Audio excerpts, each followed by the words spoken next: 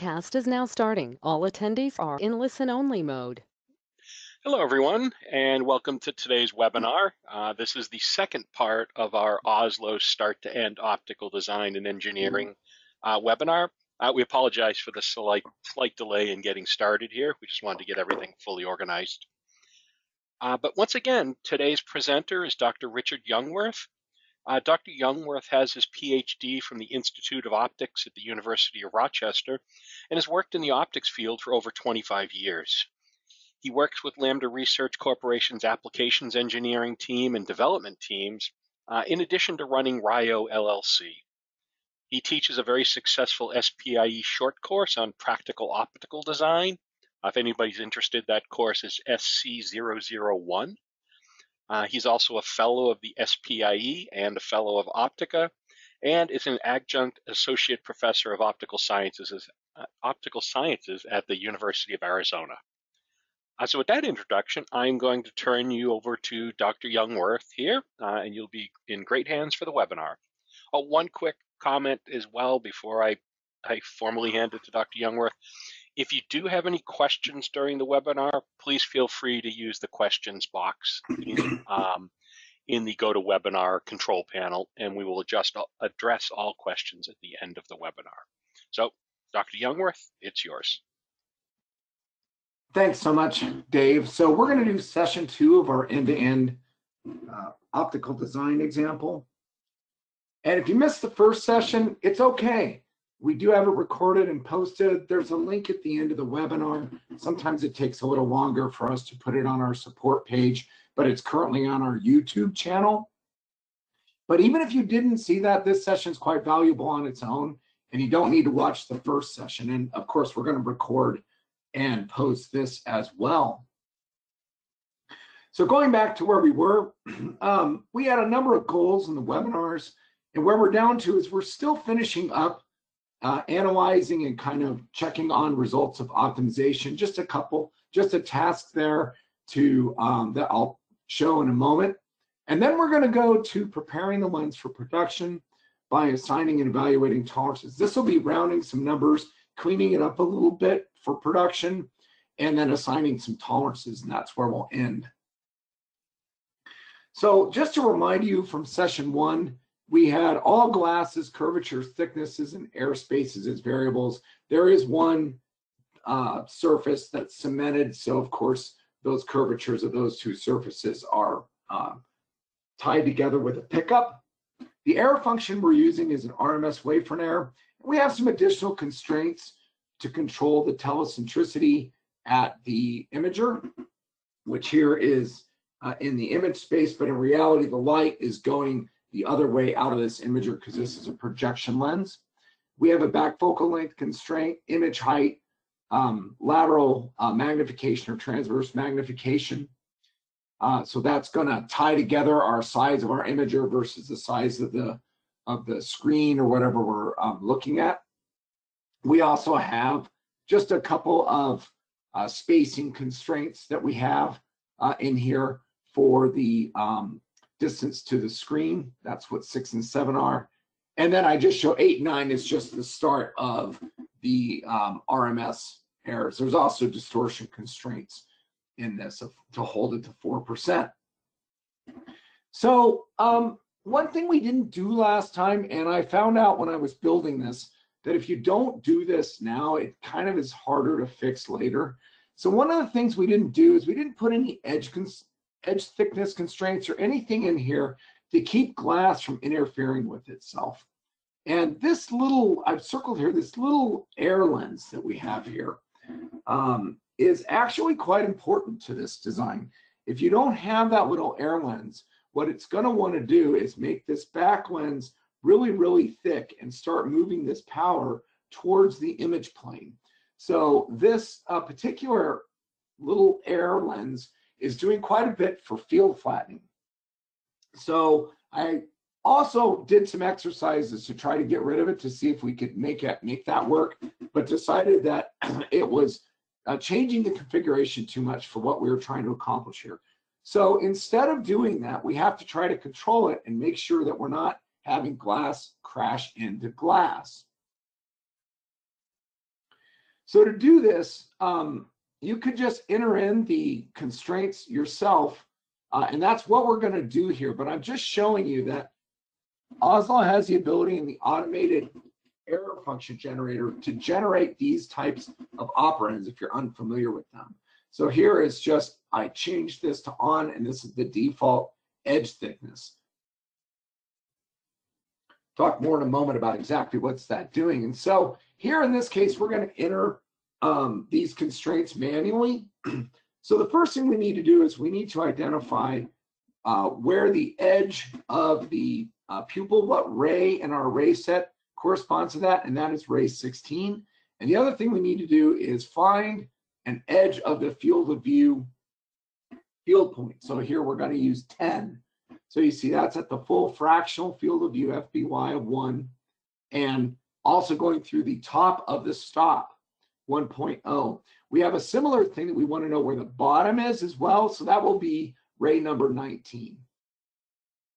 So again, if you're unfamiliar with this, go into a lens and just check out generating them and have a look at it. But what this is doing is for the ray that's at the edge of the field at the top, which is what this row 8 does, and then at the bottom, which is what row 9 is, it's field point 10 for both of them, ray 16 for the top, ray 19 for the bottom, and then it's tracing for wavelength 1, and then our surface number here is surface 8, and surface 8 is what is corresponding to making sure that we're not having overlap here at the edge of this lens. Now, you could say this isn't quite perfect because I have to have light going through. That is true, and you can actually trace a ray that has a higher aperture size than 1.0 if you are looking to avoid overlap in a region that's outside of your illuminated region. And that might be the only use for that ray. It's not actually used for any optical purpose. So this is quite flexible and can work very, very well for this type of constraint. This isn't the only way to do it. This is how we're doing it here. All right, so we go ahead and do 150 runs of damp least squares. And hey, we did a great job if we zoomed in on this. And I could go into OSLO and show that. So here we're going to go to, and I make sure I get to the right ones for this.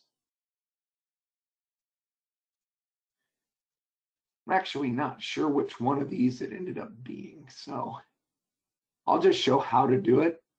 So here I can zoom in, and when I get in closer, I can look for overlap. When I actually have that constraint set up correctly, I can run my I can run the optimizer too, or just evaluate OPE.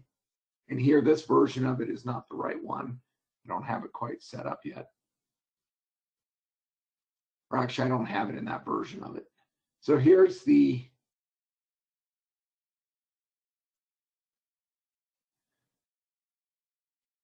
this one should have it in here. So you can see I have one of them in here, and it says that we're actually violating it in this particular case. So this lens showed a violation of the edge thickness for that.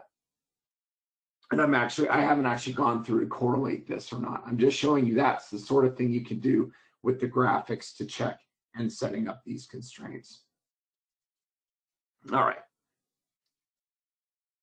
Back to the presentation. We have enough to do this time. I can't spend as much time in OSLO, unfortunately. But there was a couple problems that happened when we did this. When we did this optimization, we ended up with too thin of a first lens, yuck, and too thick of a last lens. Now, you could get away with that thick of a last lens, but that's wasting a lot of glass, it's heavier, and it'll cost you more. So we really only do that if you absolutely positively have no chance, and almost always you have other options. So what we're going to do is we're going to add some boundaries into our variables here.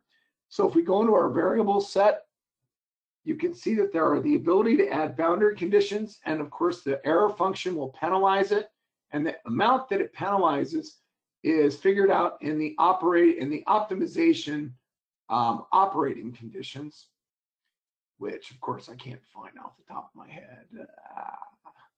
This is one of those ones I almost always use the command UOC-OPT. And this one, you can see it has a weight of boundary condition violations. So that's how it's penalizing that. And by the way, where that is under optimization conditions is where that is in the interface. So we can add those in. And so that's exactly what we do here. We put a minimum of 8 for surface 1. So that will not allow it to get too thin. And then we put a maximum of 12 millimeters on surface 12, and that won't allow it to become too thick. So now we run 200 damp least squares iterations, and we've solved that problem, and we also don't have interference if we do our checks with the graphics. And you can see that the performance of this, if you remember from the first session, this is on par with the performance that we were getting in the first session. This looks pretty solid. This looks pretty good. So on par. Of course, this is limited by that lateral color and some higher order astigmatism is what's happening. Now we're going to go back to where we were. So last time we were going to just fix our glasses and round some numbers and modify diameters. But before I was able to do that, I realized we really needed to control that thickness, because when we do the fixing of glasses and rounding of numbers, we can start causing problems with that particular air lens. So we fixed that first. So now we're going to fix glasses. So shops don't use model glasses. We have to pick real glasses. They also don't like it when you send them parts with a lot of digits after decimal points. So we're going to round them off. And we're also going to resize the part diameters to be sure we don't have, and be sure we don't really have a mechanical problem. Oftentimes we do these tasks in big steps, but often you do them in less. So I might fix a glass, re-optimize, fix a glass, re-optimize. I might round a number or a few numbers, re-optimize, etc. But in this case, we're going to be able to get away with doing it all in one step, which is part of the purpose of the webinar, is to be able to get through it in less steps. So the first thing we want to do is we want to fix glasses. In the glass column, there's a button to fix. We can define our own catalogs. Here we're going to do it with shot glasses. And so this is the result. So I'm just going to show how to do this from our model lens.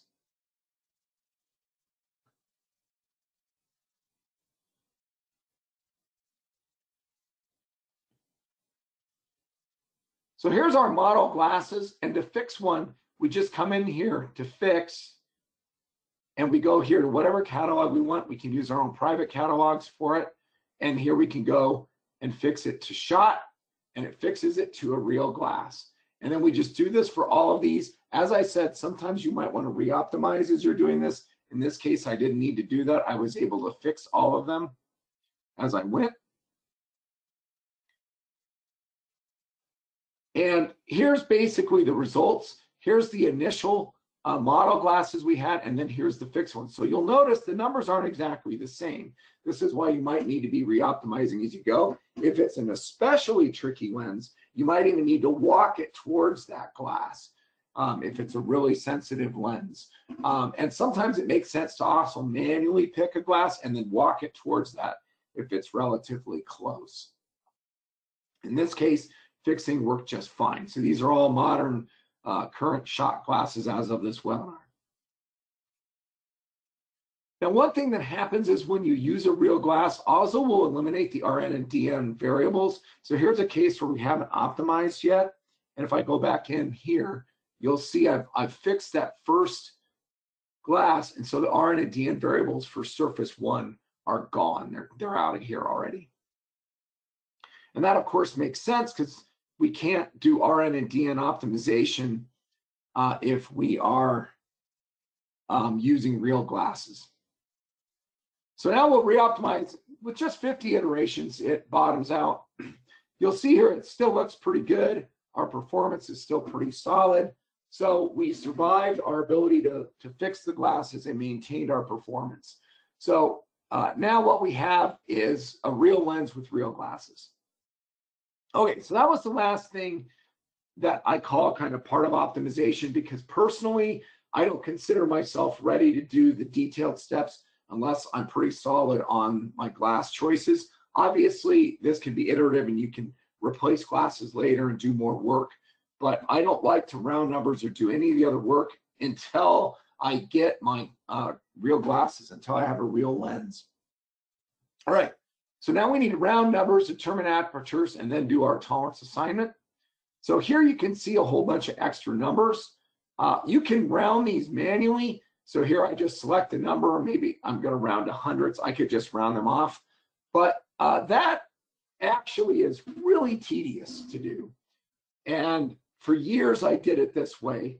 And I finally, for this webinar, wrote, and get a screenshot of this. We're not necessarily going to release this particular CCL, but I made a rounder CCL. So what you do to make a CCL is you write it up, you save it in your private directory, and then you have to go and compile. We've got a lot of data on how to actually do that. So here you click this button. And if I run this little rounder function,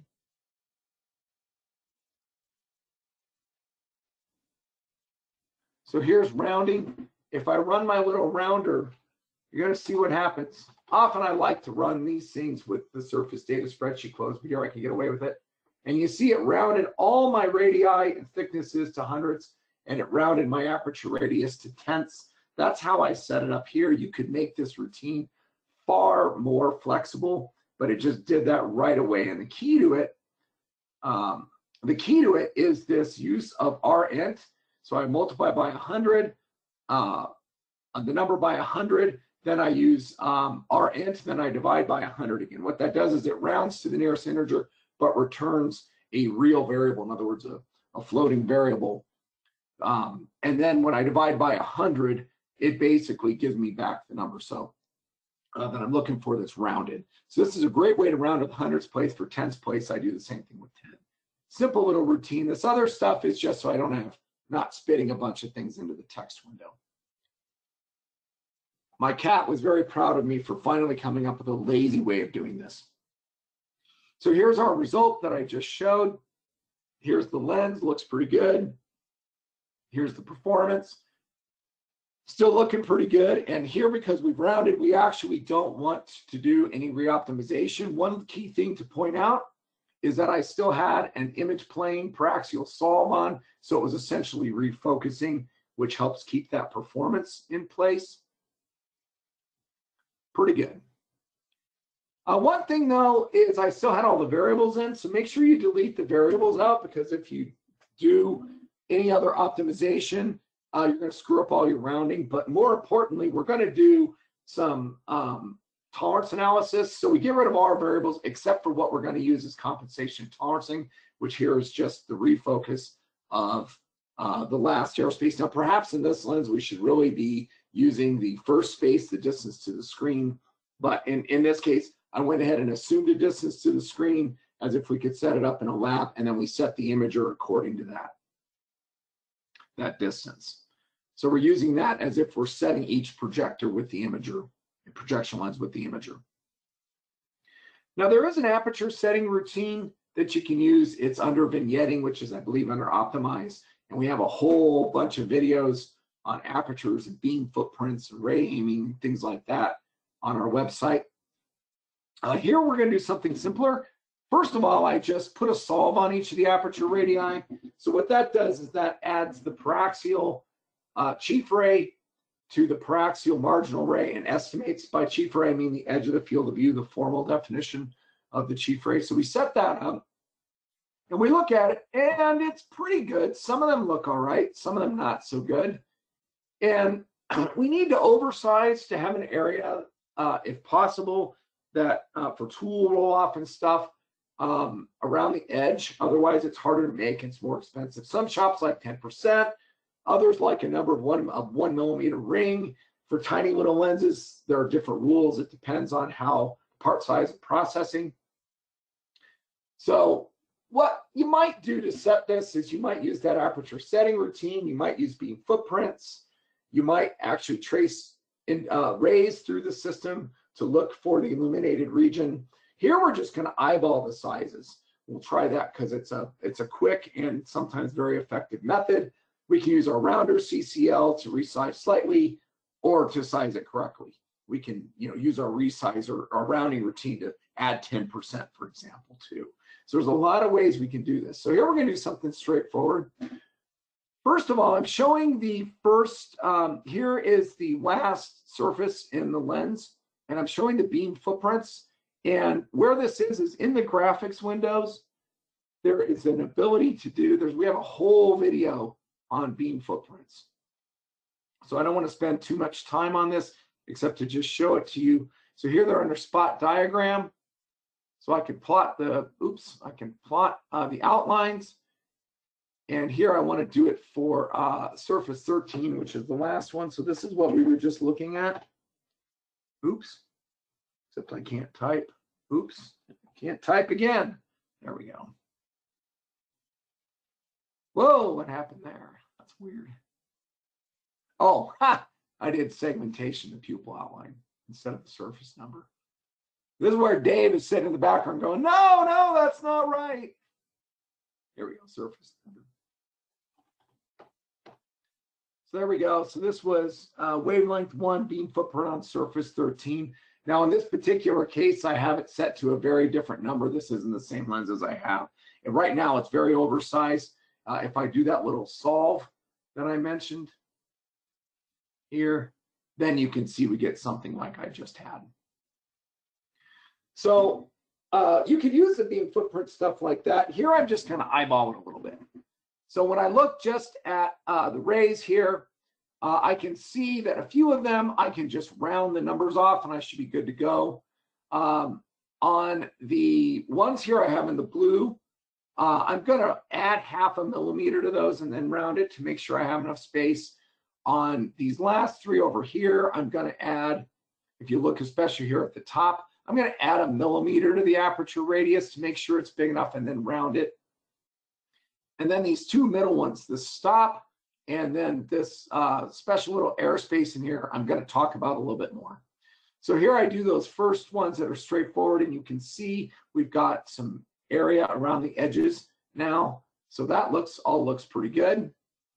With respect to that one air gap surface, it would be ideal to make the lenses contact. Now they're at about 14 millimeters semi-aperture. Even when I size it up to 20, you can see what happens.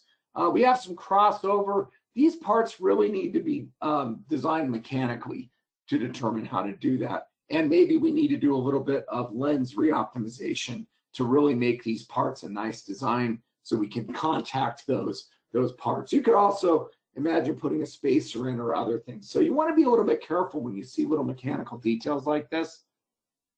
It's a little out of scope here though, so all we're going to do is add 1 millimeter and round the numbers in this particular case, rather than getting into the specific part design. Now in OSLO, we specify incoming light separately from the stop. And what I mean from that is we define a stop size here, but we really are defining our light characteristics here with the light properties we're putting in. And so when we get near the end, when we actually need to define the physical stop that's in the system, we need to be a little bit careful to make sure we're doing it right. And so here's an example where what I've done is slightly oversized, and that's what I usually do. I slightly round it up. This is the one case where I will go to a hundredths place. So I round this up to 3.13. When I look at the beam footprint, it's filling that quite well. But we want to do a couple extra checks just so you can see if I oversize that stop and don't redefine my light to fill it correctly, I could actually put a stop in a system that's missized drastically and it won't work. So you should always check your stop when you're defining the physical part, whether it's a piece of metal or whether it's a spacer that's going to do it or something else in your system. You should always be very careful about the stop when you're defining the physical stop for mechanical purposes. Here's where I mentioned that I scale it up, and it's good to check the performance for the light. I round it to 3.13. Now, to check this, I turn on the wide angle mode to make sure that I'm tracing rays through the edge. This is how I'm doing it in this case. This isn't the only way to do it. We'll run a ray trace for a single ray at the top of the stop, and we'll include the angles. In image space on a flat surface, we'll note the incident angle, then we'll calculate the NA for this slightly oversized stop. This will include some pupil aberration as well. And we'll verify that it fills or slightly overfills the pupil, and we've already done that. I've already shown that that does work. Then we could use the slightly modified NA if you want. This method isn't perfect. The pupil may be stretched. You may have other aberration. You may need to do more work around this, but this is a good way to do some checking of it. And again, remember, if you have pupil aberration, that's going to relate to the entrance pupil and the exit pupil, not necessarily the physical stop. Physical stop is still going to define what's actually blocking the light in the system physically. So here, if we do a single ray trace, to get to a single ray trace, what we want to do is go here to evaluate, and you can do single ray traces. You can set objects points there. Remember, OSLO works on a current object point metric. So here we saw we have an angle of 2.86. If we calculate the NA, it's just slightly over 0.05. This isn't a big surprise. We rounded up to the nearest 100 spot. So in this case, it was overkill to do this, but I wanted to show it. Make sure you're checking the stop is the message. So here's our resulting lens after verifying our stop and changing this airspace, making sure that we just round up by a millimeter here to make sure we have enough space. And here, just looking without getting into beam footprints, you can see there's good clearance. I'd say we're good to go. So this is our result. We're now ready for tolerancing. Okay, so tolerance assignment and analysis is a huge topic. So this is where we're really going to show this example and how we can go about this. So of course we put tolerances to bound expected fabrications and alignment types of errors. OSLO has a lot of tools to do this. We'll use a straightforward approach, but it's not the only way to do it here. So we're going to skip. There's a cemented surface. We're not going to do any epoxy modeling or anything on that. We're going to estimate mechanical design factors as we group some elements. And I'll show this in a moment, how we're stacking certain elements together. We'll use the root sum of squares rule with an MTF metric as a target when we do our tolerancing. We'll start by assigning loose tolerances in lieu of using an inverse sensitivity. Then we'll use inverse sensitivity, which in OSLO is the quadratic. It's going to be a quadratic approximation MTF, so it's really fast. And then we'll tighten tolerances, and then we'll use a Monte Carlo simulation. So this method is enough to show you how to start using tolerance assignment and analysis features. But there's a lot of ways that this problem can be approached, and it can be very application specific. So here's our nominal lens prep. The other thing we need to do is get rid of the solve at this point. So we get rid of the solve off of that last surface because we only want to be compensating by, as we change things, by having the last surface used as a compensator, refocus compensator. Remember, OSLO evaluates imagery after the last surface thickness. Okay, so tolerance parameters. So this is kind of a messy one. This is what I normally do, is something like this. So I have my surface numbers here. We have elements. We have 6 different elements, and the notation I'm using is my subscripts say element surface 1 to surface 2. So here it's element surface 10 to 11. We have our different surfaces in here. Surface 2 and surface 2, 3 here means that's surface 2 and 3. Here surface 1, 1 means surface 11. So don't get confused by that.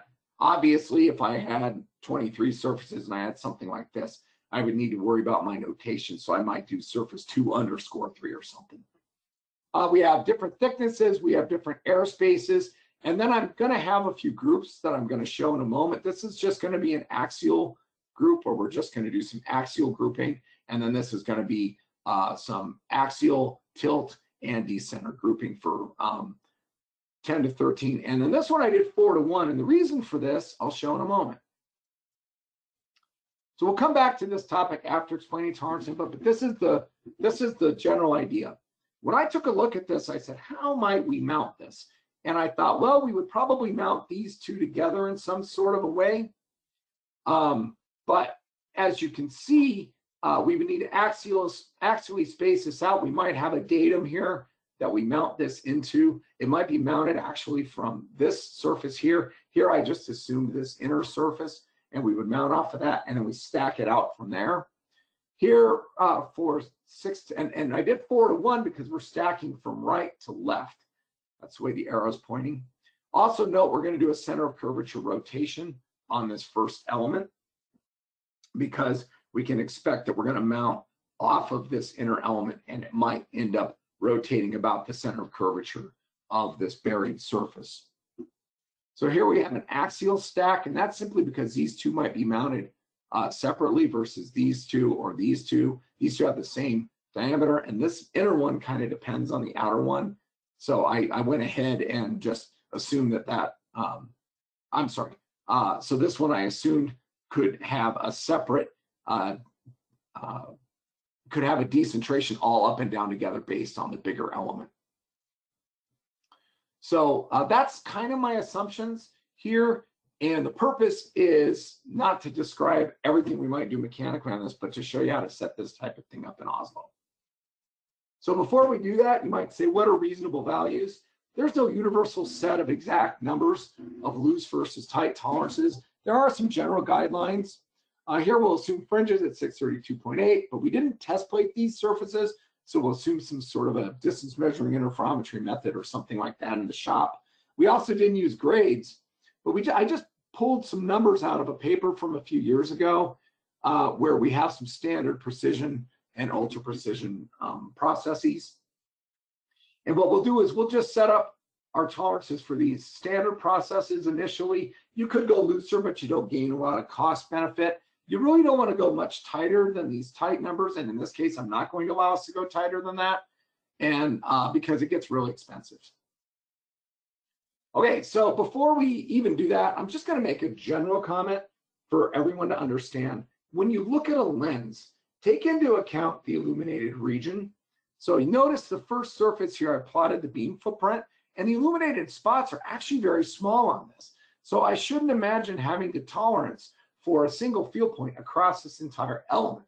So we're going to care for individual field points only about specific portions of it, but OSLO has a default of tolerancing over 30 millimeter patches, which is, I still think it is, the ISO 10110 default.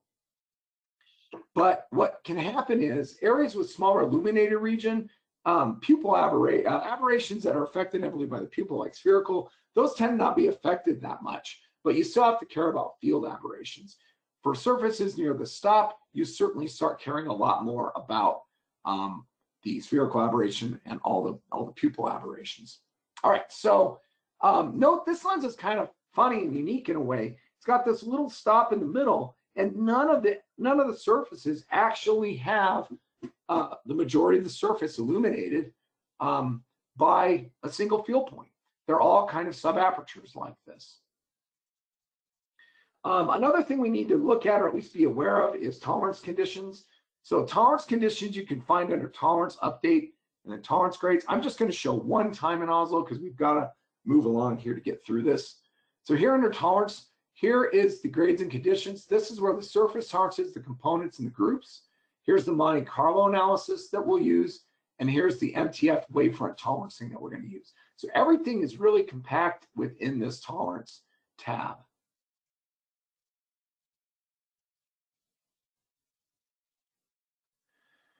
Okay, so the big thing here is the default is actually degrees. We probably should change it to something else, but we keep it in degrees. And so I usually come in and change this to minutes of arc. So minutes of arc, these distributions are the defaults that we'll use in a Monte Carlo analysis. Those are the two things to note in here most of all. But minutes of arc is really important because that will be what will define our tilt types of tolerances. So before we actually do our entry, here's the surface tolerances with the defaults in it. Note it's at 546.1. And here I've clicked to display all the surface tolerances. Here's the component tolerance sheet, decenters, two different types of tilts, one about the clear aperture, one about the center of curvature. And then the last is group tolerances. Now, group tolerances is where I combine surfaces. So if I alter that parameter, a whole bunch of surfaces will be affected by the result. So we have group decentrations, axial shifts, tilts, and then barrel rolls. And there's a little code here of UDC for group decenter, USH for group axial shift, and then UTL for group tilt. Those are the three we're going to see in our case.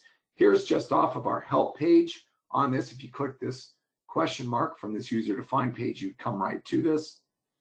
And you can see it talks about decentration, axial shift, and tilt, and then barrel roll. So you can go into that and check more. So I thought about not doing this rigorously, and then I decided that I really wanted to show grouping tolerances and some things like that. So surface and material properties are numbered with the preceding surface. Power is the surface area that we use here, including measurement uncertainty. In other words, we're not using the radius tolerances at all. We're going to have element wedge, and it's going to be on the second element surface going from 4 to 1 and 6 to 13. Let me explain what I mean by that. Because we're stacking out, this element's going to stack against the datum on one side, and then we're going to have a wedge affecting the other side. So when we do that wedge for that particular component, we want to do it from the side that's away from where we're stacking out. So for these front elements, we're going to stack on we're going to put the tilt tolerance corresponding to wedge on the first surface, and the last side, we're going to do them on the back surface. We have ungrouped thicknesses. When we go through, what we do is I literally sat here and looked at this and figured and kind of combined in my mind what we were doing here and determined what would need to be captured with a group tolerance and what will be an ungrouped tolerance. So this takes a little bit of work to do, but it's well worth the time once you get it set up. You can see between rounding and all these other things I'm doing why we want a nice stable design so we're not doing this over and over again. Obviously, you can skip steps if you're just looking for sensitivity analysis in a design and maybe not group things and all kinds of other stuff like that to give feedback early on how sensitive a design is and to desensitize in the design process. So we have ungrouped thicknesses are 1, 8, and 12. Group thicknesses are 3, 8, 3, 6, and 10. So with this, it's going to be USH surface 4 to surface 1, USH 6 to 9, USH 10 to 13. I'll show those in a minute. We have 4, 5, and 9 ungrouped airspaces. We have 7 and 11 grouped airspaces. So I went ahead and separated the thicknesses and airspaces here mentally, but when we enter them in, I'm going to do them in cardinal order because I find that easier. All components have individual decenter and tilt. G41 has group tilt and decenter, and G10 to 13 has group tilt and decenter, and that's because, remember, these two, I'm assuming only the element tilts, and they're not going to basically have an ability to go up and down in a cell together. But these other two, the outer elements, I assume are in some sort of cells, and so I'm going to incorporate a group decenter and tilt in those as well. So the group tilt is UTL, and the group decenters are UDC. And we'll ignore mechanical interference effects in our simulation, and in practice, you'd want to actually put some targets into your error function for Monte Carlo simulation, or be really careful that your tolerances aren't allowing things to crash into each other. So there is some mechanical work in detail in practice that you probably want to do as you're building this. All right, so here's my input with essentially the table that I had, the fringes that we have in, the thickness, tolerances, and airspace. We start with, these are the loosest numbers that we put in, and these are based on the table that I had back here. So here, what I did is I took this table and I had it open, and then I had an idea of what my parameters I was going to enter are, and here, and I took and combined those. So this is the surface tolerances. You can see I have my refractive index and Abbe number, and then the tilt tolerance here, they're put on the front surface, and there they're put on the back surface of 5 arc minutes. To start, I've made sure to change my fringe wavelength to helium neon line 632, helium neon spectral line 632.8. And we're displaying all the surface tolerances here. For the components and groups, we do the same thing. Decentrations are 130 microns according to our table. We start off with relatively large tilts. Now, only one of them has a center of curvature tilt. By the way, I'm just noticing here this 5 I forgot to replace this graphic. I found an error where where actually this shouldn't have been in here, and I corrected it later. And so it's not in any of the results I show. So that's an error. So these should all be about the center of the clear aperture tilt, and this first one is about the center of curvature tilt about surface 2. Notice I'm picking the surface, I'm rotating about there, as this is surface 2 that I'm rotating it about. And I'm doing it for the first element, rotating about that because I'm mounting and stacking it out from the middle. So you see, you've got to really be paying attention to what's going on when you do this. So the other thing that I noticed is we have the grouping. And so the group, this is the USH ones and the UTL. So that's a tilt, that's a decenter. These are the shifts. And 1 to 4, 6 to 9, 7 to 9, etc. This is how we're setting them up. Oh, and actually, I think this should have been 4 to 1 on that first one, but don't worry too much about that either for the moment. And we're just basically grouping them all together, so when we make a change, they all shift together.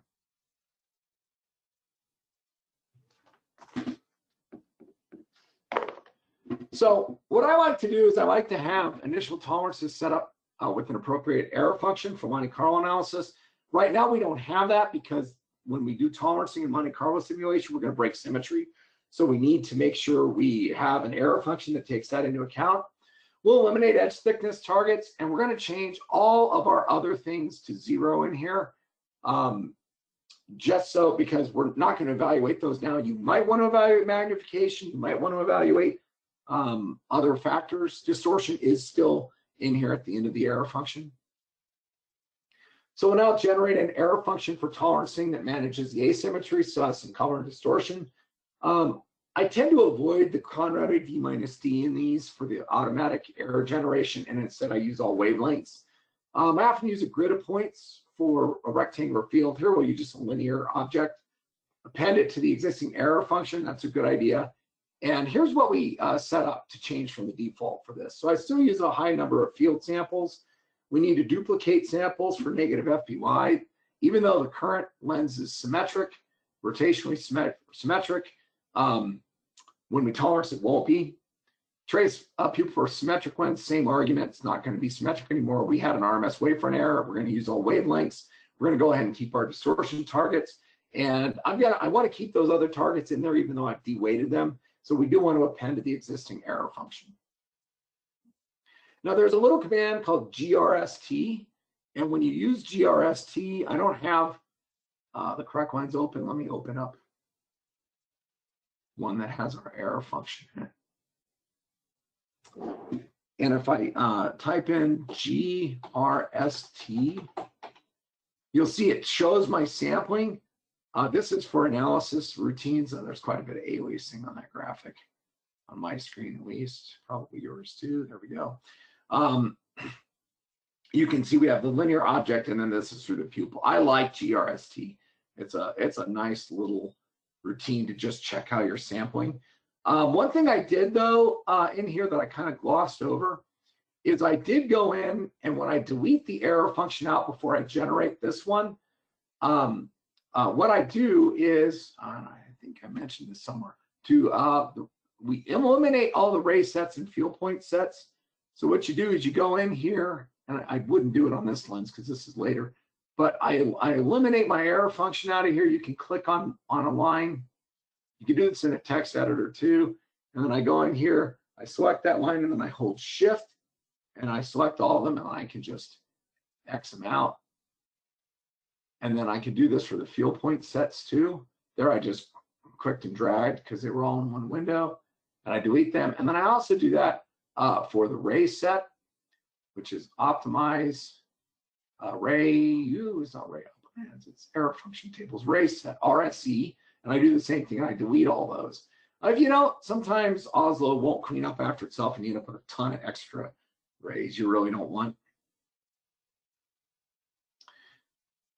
All right, so we run that, and now before we do the tolerancing, let's count our number of parameters. I actually counted them to 57. Maybe I didn't quite count right. I did it once, didn't double check. 57, give or take a few. But we like square numbers because we're going to use the RSS rules. So we're going to have the square root. So we'll use 64. We really don't have a spec here, but we'll assume we want to keep the MTF at 25 cycles per millimeter from dropping more than 8%. This is a completely made up metric. Oops. And that is completely bad. Let's go back to, maybe this lens will do it. So you can see at 25 cycles per millimeter, we're not going to let it drop more than 8%. I might want a different target. I might want multiple targets. I might do it a couple different ways, but we're going to try that here. Using the RSS rule, that means we don't want more than 1% drop in anything. So that's 0.08 divided by square root of 64. It's 0.01. This is just a guideline. And at the end, we're going to do Monte Carlo simulation or Monte Carlo analysis. All right, so we have our tolerances set up. We know what we're going to target. So now we're going to use sensitivity. So here is the sensitivity run that I did. This is typical settings. I like, we're using MTF. We want both the sagittal and tangential directions. That's autocorrelating the pupil in both directions. We want a sensitivity analysis mode. We're going to go, I like to order it in the item first, and I like to have performance change for what we're going to do. And then I like to put the compensator variable, well, actually, often I use a perturbation equation. Compensator variables works too. It's either way you want to use it. Often I like the perturbation equation. Chromatic option, use polychromatic. And then we're going to have 25 cycles per millimeter, 50 aperture divisions across the pupil. You could actually do more if you want. Then the threshold is going to dictate what's printed out. So if you use a tiny little threshold, it'll print almost everything out. If you use a very high threshold, it will only do ones that are really penalizing. And then I always use the cross terms because it makes it slightly more accurate. I really don't see a reason not to use it. That has to do with the perturbation theory that's done behind this, because this is using nominal ray information and then a quadratic approximation. So here, when I first run that routine, this is what I ended up with. And with here, I think this was a 0.01 tolerance. And so there was a lot. And so this is an initial look. You can see some of them are nonsensical. I mean, what is an MTF change, which is a normalized number of almost 5 mean? It means nothing. But because this is a quadratic approximation, what that's telling me is that really needs to be tightened down quite a bit. Now you can adjust on the fly, or you can use some math to try to determine, how fast things are changing or how much to change them. Here I'm just going to kind of do it by eyeball. So here's what I actually did. About 2 hours of work, I took worst offenders and then I tightened some. I first did a threshold above 0.1, and then I did a threshold above 0.01. Even if a tolerance had a large effect, I didn't do massive reduction of numbers. I reduce them incrementally, which takes more patience, but that prevents me from having something way over tightened from what it needs to be. And it does a good job, this type of simple method of balancing a loose set of tolerances with performance. This isn't the only way to do it. And if we were building this lens, we'd want to do extra things like check different metrics, do more mechanical design. Maybe we want to try to reduce costs, especially with things like glass choice, and look for further improvements. So we want to do more in practice. All right, before I dive into that, I just want to show real fast how this runs. So I'm going to go to my starting tolerance. So here's my starting tolerance one, and then the tolerance, the sensitivity analysis that we run is right here, MTF wavefront tolerancing. Let's see, sensitivity, full tolerance output. I like to sort by performance change for what we're doing. We'll go ahead and use the perturbation. Polychromatic 25. And then here I'm going to do 0.1 instead of 0.01 because I want to avoid a wall of text. And I'm going to use the cross terms. I say go. It chugs here for a second. And I end up with a number of things. So what I would do here is now I would go in to the component sheet. And what I tend to do is I tend to open only one of them at a time and then go through the whole list. So here I'm looking for all the components. So here, this value of 40 on group 6. So as you can see, this takes some work. That needs to be tightened quite a bit. Generally, I don't tighten too much. I'd start off, maybe halve it, right? And then I would do this for a bunch of them, and then maybe I might check again. This is where the history buffer is lovely. Oftentimes, I'll even show you a little trick, just so I don't get confused about what's what. I do a text window reset as I start it, so that I'm only having my current run in it. That's up to you, of course. And that component aperture tilt, you see, having it still made it the second worst offender. So I go through and I do that. Here what I did is I did it at 0.1 and then I did it at 0.11. I just did that. It took a couple hours, you know, put on your favorite music, however you want to do it. And that can work pretty well. So here's the resulting numbers from this. And by the way, you pick certain numbers, like for Abbe number, you go typically 0.8%, 0.5%, and then I have 0.3%. Sometimes people use 0.2%.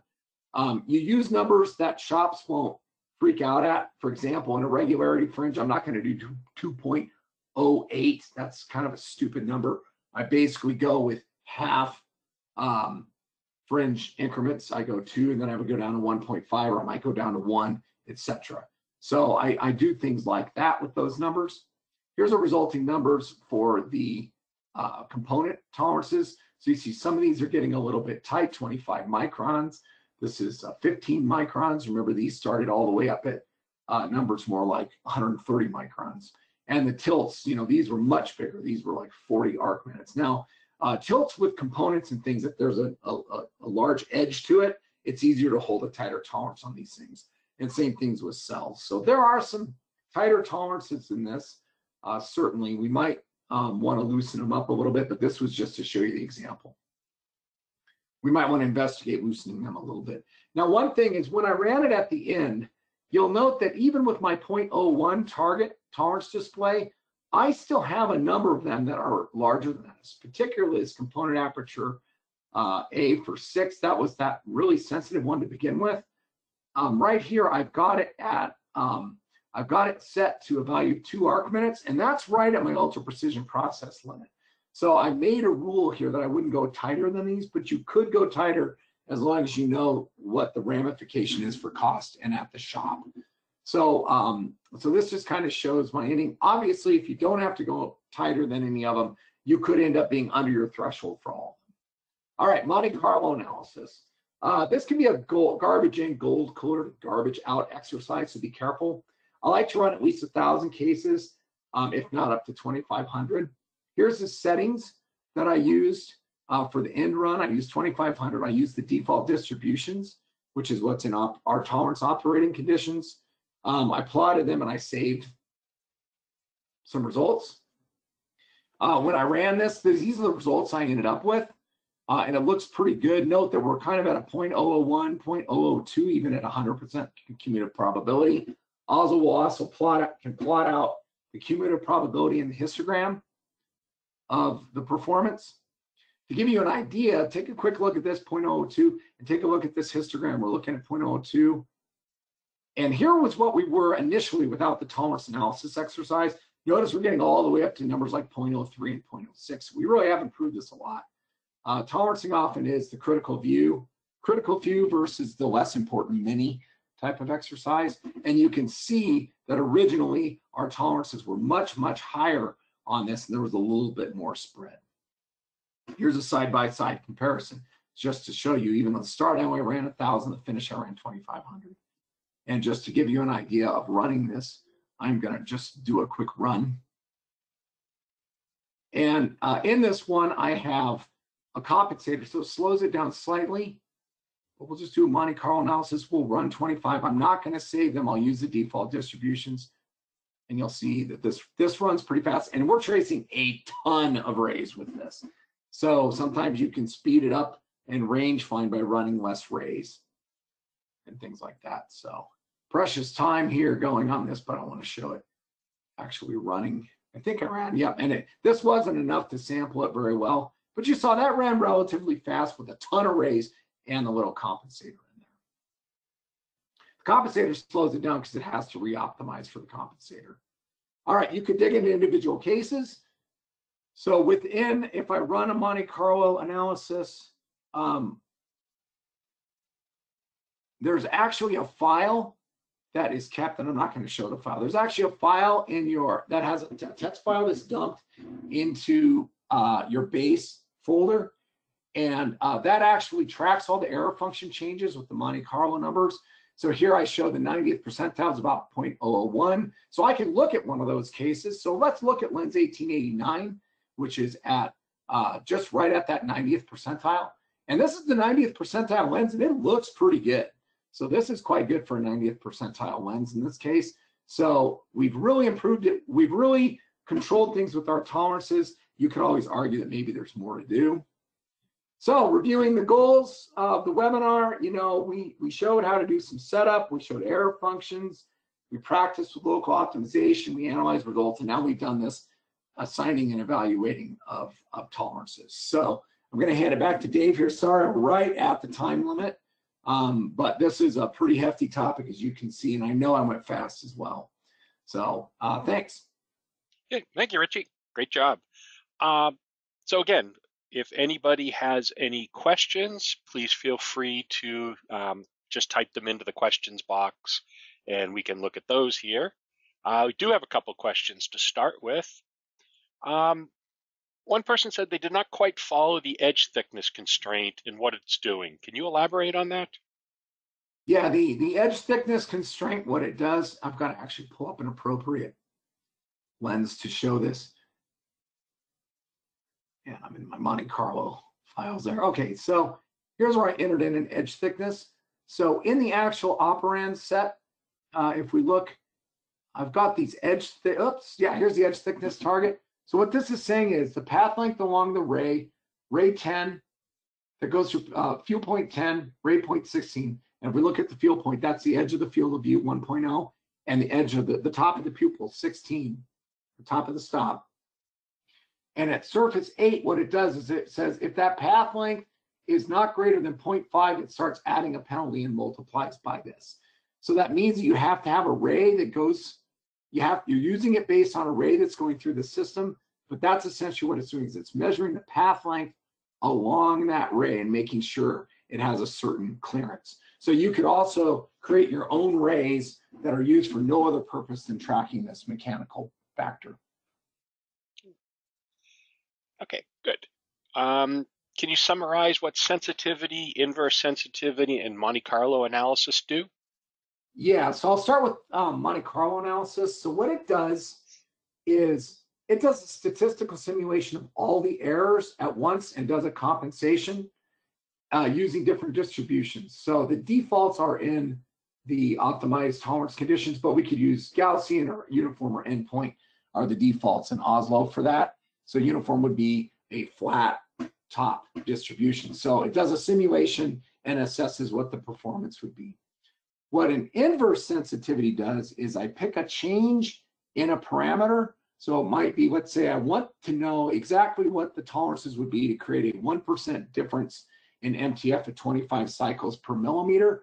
I could go in here and do an inverse sensitivity and create a change in the MTF here of say 1% and assign it to my system.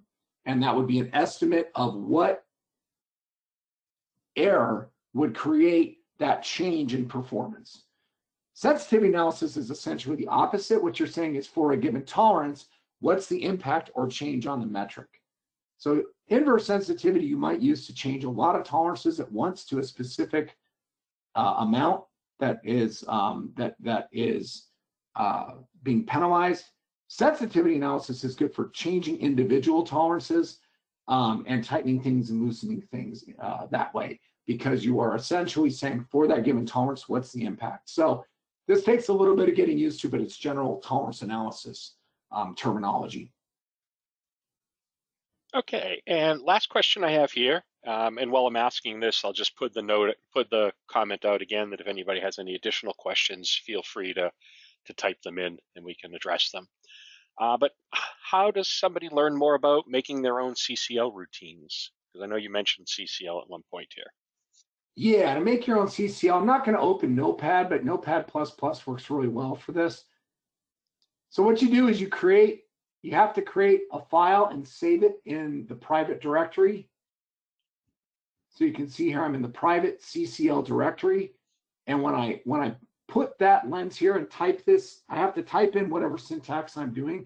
I'm basically giving you the general gist of it. What I actually do here is I enter in the logic of what I want it to do, and then I have to come back into OSLO and compile. And if I do it right, it will actually we'll be able to run that routine, which I've already run the rounder in this. But one thing to point out is you have to use the .ccl, and there's some other information. Where can I find more about it? Well, there's actually quite a bit in the help here on CCL, and a lot of it's under programming, and some certainly under the command reference too. So we have a lot on CCL programming in here, and we have a few videos as well on the site. Okay, great. Well, we're a few minutes over time, which I guess makes up for the fact we started a few minutes late. So I think with that, I don't see any additional questions. But if anybody does have questions, please feel free to send them in to us via email. We can certainly get you some answers to that. So I'd like to thank Dr. Youngworth for his excellent presentation today. And I would like to thank everybody in the audience for attending and giving us your time. So with that, I'd like to say thank you and goodbye, and we hope to see everybody in a future OSLO webinar. Thank you. Thank you, Richie. Thanks, everyone.